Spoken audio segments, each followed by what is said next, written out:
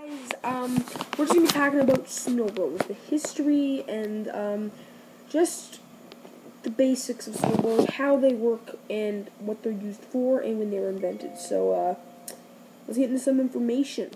So, guys, the snowblower, or blow snower, as Paul says it, it was invented by a Canadian inventor. He made the first snowblower in 1925, but it wasn't called the snowblower or the blow snower, surprisingly. At that time, it was called Sicard Snow Remover by using the last name of the inventor. You can put your snowblower on the rear of the tractor, like this photo of Paul. He has it on the rear of his tractor. Also, same with Bob Kelland, which is a nice setup. And I have the same setup myself. Here's a picture of that right now. You could also put it on the front of your tractor, like this L series, or if you can't afford a tractor or you just don't need one, you can simply have an efficient way by pushing it. It's just starting to get sunny out here. It's 6:30. As you can tell from my latest video, I'm wearing my Specialtyrepairs tractor tech thing that Paul sent me. It's really awesome. Thanks again for that. And we're gonna go outside and we're gonna be talking about snowblowers. I'm gonna show you how the snowblower works, or the chains and all the stuff and the basic stuff you need to know, and how to use a snowblower properly and efficiently and make it so that it isn't as dangerous, because snowblowers, they can be pretty dangerous, as some people could probably know. I have a fella down the road here who was working with a snowblower, and it wasn't the ones that were just round like the Kubota one that I have on mine, and I think the same one that Paul Short and Bob Kelland has, as you see in the photos earlier. It was one of those. It's one of those ones that have like big ice picks on it, so it can go through really heavy snow. Because he has a big McCormick tractor, CX90, and that's a 100 horsepower tractor. So he was doing it right, and the blade, it went right through his rib and skinned his heart, cut some of his major arteries, and came out the other end of his back, and he was stuck on the snowblower. But luckily his son was there and turned it off. And this guy's an older fellow, like 80 and 90s type of old, like really old. And they rushed him to the hospital, and in 2 days he was out, and he still hasn't stopped farming. That was a few years ago, and he still works with the same tractor, still does a lot of people's driveways. And I try not to take business from him, because I know that he won't be around too much longer, and at least let him get some money. But, yeah, so, this year I'm going to be doing the house next door, so you might see me videos on that. But, we're going to go out and talk about the snowblower, and just ways to stay safe.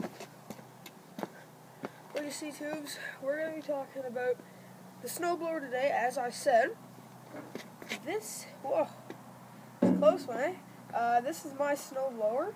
It's a Kubota B2789 snowblower. Pretty hard metal, you know. She's durable. This is the chute, and we're gonna talk about the basics of this snowblower today. So if we just come over here, this is the top part of the chute. Now, you can angle this down or up with either hydraulically or hand. I didn't get the hydraulics for that because it was a little pricey, but I did get the hydraulics to make the whole chute turn left or right.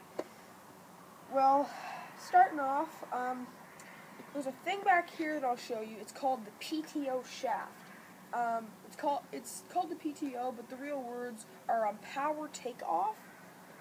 What this does basically is it brings the engine from the tractor, it gives it horsepower to spin, and it spins a thing that comes down here, and there's a chain or another PTO shaft that comes this way, and there's another chain right here that starts circling, which makes these big old blades move. So that's that. And as I was saying about the chute, you go right here, right, and you grab these two nozzles, you twist them.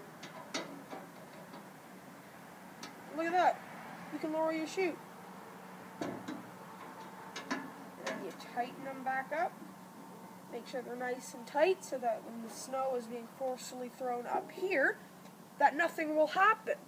So, now that that's dealt with, we have the model name here, which is B2789, and that basically tells you, at the beginning letter, is if it's a B series or an L series snowblower, which in the Kubota brand, the B series is one of the smaller tractors, L series is one of the bigger, so it will tell you if the snowblower is bigger or smaller. It says 2789. Now that's a total different number, but normally what will happen is in this somewhere, it'll tell you how much horsepower it has like a tractor, or it will tell you the width of it. Now there are some snowblowers that will tell you this is a 51-inch snowblower, and this one doesn't say anything about 51 in its name, but there are some that do, because that's mostly how they work. And you got your normal danger and warning symbols that say avoid serious injury, keep hands and feet and clothing away, shoot off engine before servicing. That's basically just telling you to maintenance this thing before using it, because it does take a lot of grease. But what happens here is the snow. I'm talking about this because it's kind of coming really soon. It kind of suits the weather that will be coming. So what's going to happen is I'll be backing up my tractor, right? I'll have all my lights on, all that jazz, and the snow will be coming here. This puppy will start to turn, and the snow will come in here from this width. Even if it's a width that's like a 50 or 1,000-inch snowblower, it doesn't matter. It has the same idea, and it has the same size circle in the middle. It's all the same. It's just the length of this pole that depends on your tractor, because you want that to be the width of your tractor, or maybe a few inches bigger or wider than your tractor. So what happens here is the snow comes right in, and these blades will be spinning. It'll cut all the snow up if it's hard, or fluff it up.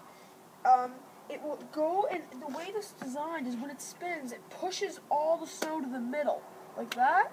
Kind of like a big mouth. It puts it all in the middle, and it goes in there, and these things, they have little tiny cups inside, and it will whip it up really fast and throw it out in whatever direction your chute is. So that's basically how that works. So I'm just going to take you over here and show you some of the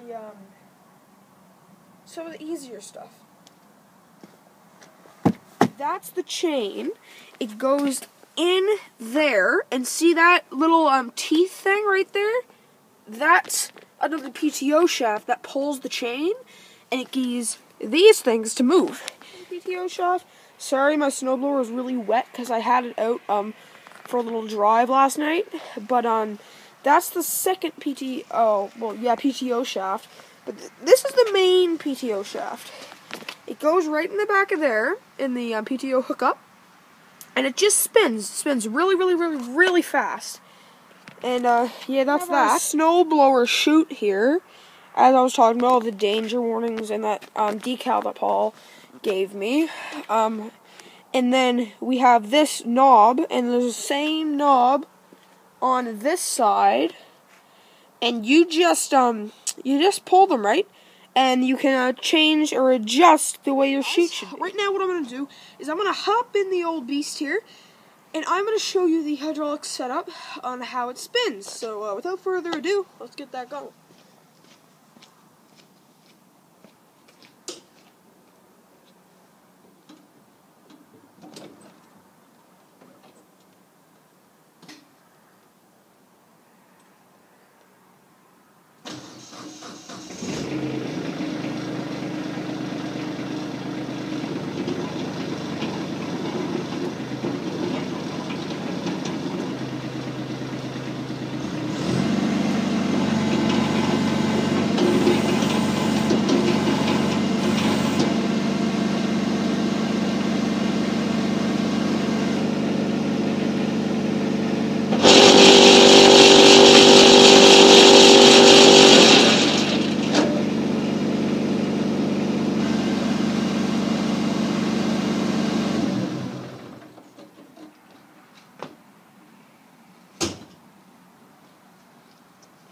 snow tubes. That's that. As you can see, the way that the blades were moving, as I told you, brings the snow to the middle, throws it in the chute with the cup things, whips it up here. This is a guard just to make sure the snow doesn't come back out. Whips it right out, throws it away, gets rid of it for you. So I'm gonna take you in and show you the hydraulic setup right now. So yeah, guys, that's the hydraulic setup. You basically just push that up and down. The wires go back there, and it just it moves the chute. So if you don't know what hydraulic is, there's a lot of oil with a lot of pressure, and the pressure makes things move. So yeah, that's a wrap. I think she was a good video. I personally admire snowblowers and Mr. Sicard, who invented them, if you didn't hear, in 1927, or 1925, I'm sorry. In 1927 is when he sold the first one to Quebec City, but they were made in 1925 by Mr. Sicard, the inventor from Montreal. He made the snowblower, and it was called the Sicard Snow Remover Snowblower, and these days it's called the Snowblower, or as Paul says it, the Blow Snower. And they're great machines. If he was still alive today, I'd thank him. He makes me and Paul's and so many other people's lives so much easier by inventing this wonderful machine. They're a little pricey these days, but you know, you can get them in push ones that work. And even my dad has a push one for his small place, and it works. It works great. You know, it's just an awesome idea. It just blows my mind how much technology and how much easier it's become for people like me who like to do all these stuff, like help people and like get rid of snow and help people get their work on time and all this stuff. It really makes our life easier. So you guys can do your own research on your own. Please like and subscribe. If you guys haven't got one already, be sure to go get yourself a snowblower. A lot of money, but you know, you'll never regret it. Never have to buy a new one unless you do something stupid with you. But if you look at the warnings, you shouldn't.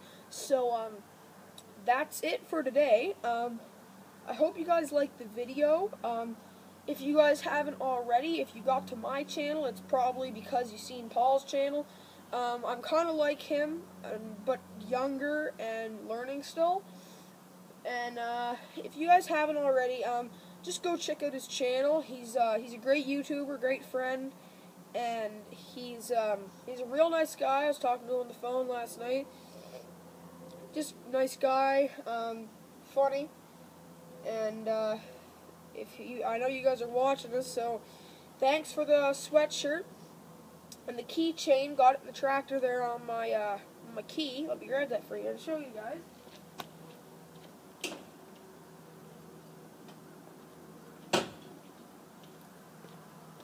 It's my keychain, and Paul also sent me that. Got it on my keychain. Well, anyway, I shouldn't be talking too much, so yeah, go get yourself a snowblower, like, subscribe, and comment, and go check out Paul's channel. See you guys later.